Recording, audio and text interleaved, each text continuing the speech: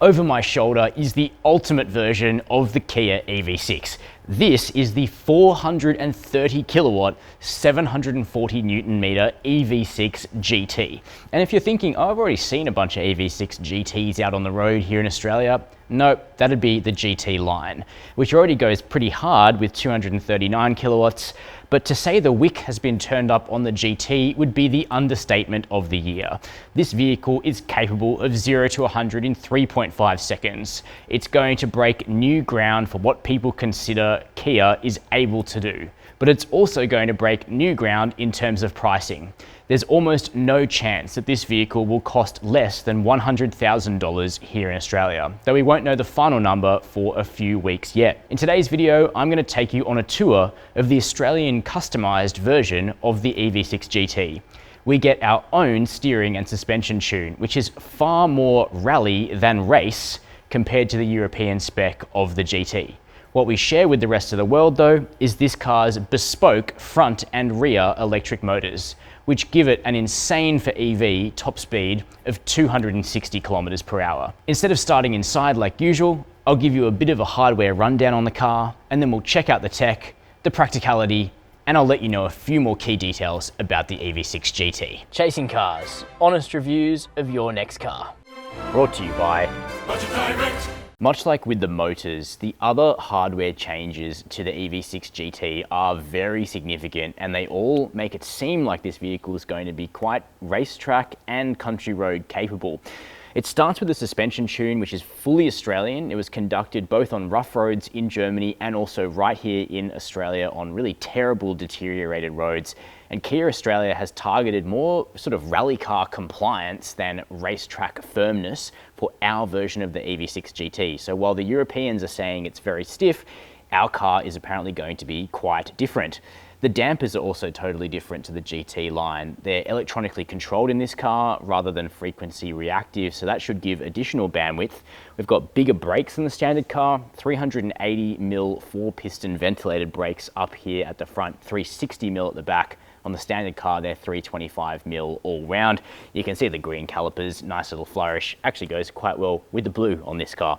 Bigger wheels, 21 inches, they look cool, plenty of airflow for the brakes, and they're wrapped in Michelin Pilot Sport 4S tyres, so we should have a fair amount of chemical grip as well as mechanical grip with this car. While the EV6 GT takes about a 20% range cut compared to the GT line all-wheel drive, down to 424 kilometers WLTP, you can at least recharge it very swiftly because this car sits on the 800 volt eGMP architecture. Remember, not all EVs are created equal. 800 volt cars can be recharged very quickly if you find a compatible 350 kilowatt charger. The EV6 peaks at about 240 kilowatts, which is really fast for an EV in terms of charging. And that's why you can recharge it from 10 to 80% or up to the high 300 Ks in just 18 minutes. So you'll be back out on back roads very swiftly. Moving around the back now of this yacht blue EV6 GT, it's quite a similar looking vehicle to the GT line. So it's going to take a bit of an EV6 spotter from the rear to know that this thing is a full fat GT. So quite a leap in power from 239 kilowatts to 430. So don't go trying to drag this thing off if you think it's a GT line. Now we've got a few more black accents here around the back, and we also have a power tailgate, of course. And that opens up to reveal a good sized boot. The liftover height isn't particularly high, and we've got a nice aluminium garnish here to protect your paintwork. It's quite a fastback styled SUV, so you're not going to be able to get super tall stuff in here that easily, but for what it is, it's fine. And we have remote releases to drop those seat backs so that you can carry longer items in a hurry from IKEA. We've got a cargo blind here. Underneath the floor, you won't find a spare wheel. We've got random plastic covers for stuff.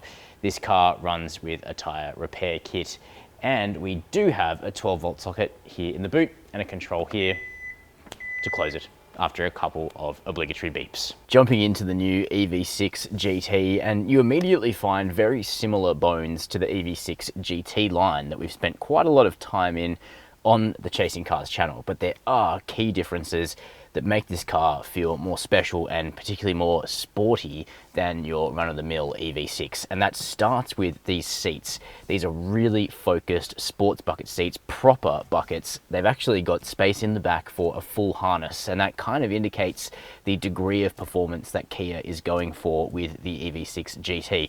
The power figures speak for themselves, but these seats tell me that you can probably build up a lot of lateral G's in this car, and looking forward to testing that on track in January.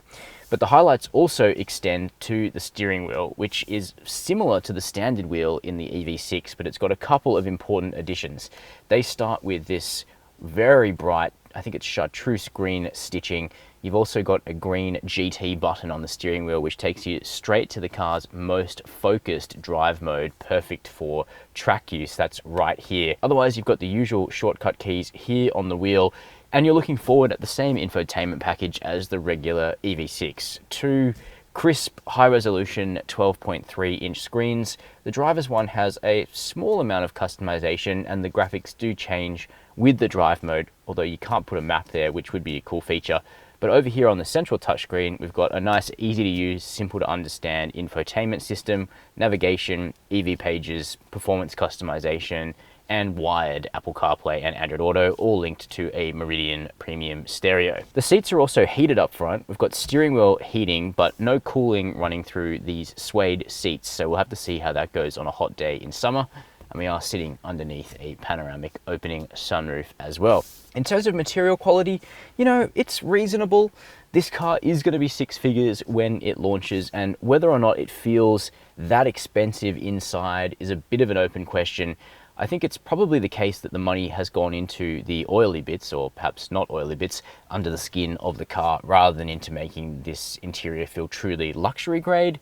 It's serviceable, the design is clean, the seats are cool, but it's not a luxury car inside. So it's just a good idea to have the right expectations going into the EV6 GT. In line with its positioning as sort of a mid-size SUV, sort of a station wagon, the EV6 GT is going to be really usable as a family car. As you can see for myself, at 6 foot, I've got plenty of room back here, acres of legroom to where my driving position is, and also a nice detail that the back of the seat is all plush and soft touch, kind of interesting. Headroom is good despite the fact this car's got a sunroof, but toe room and leg height is an issue that a lot of EVs, including the EV6, struggle with because of the skateboard battery, which pushes up the height of the floor. So as a result, you kind of have to splay your legs, but the EV6 is much better than some other EVs in this regard. I think it's more comfortable in the back seat than a Polestar 2, for instance, which I ran for 6 months as a long-termer. You will get a third person in the center. The floor is completely flat. Plus, you've got two USB-C ports back here for charging devices on road trips, air vents as well, plus a center armrest with two cup holders in it.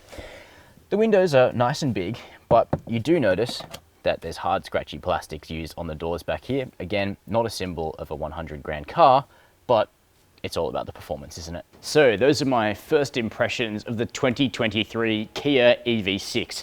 A sports SUV that has been thoroughly customized and tuned for Australia. We know the bones of the EV6 are good, so presented with all of this new hardware, bespoke motors, a local suspension and steering tune, drift mode, an eLSD, it all sounds promising. But the EV6 GT will need to be brilliant to drive because this car is going to break new ground for Kia pricing in Australia. Will it be worth it? Well, we'll know in mid-January because we're going to be taking an extensive drive of this car on difficult country roads and on the track right here in Australia. So to make sure that you don't miss those remarks, hit subscribe down below the video to Chasing Cars. Leave us your thoughts on the vehicle in the comments. And as always, thank you for watching Chasing Cars.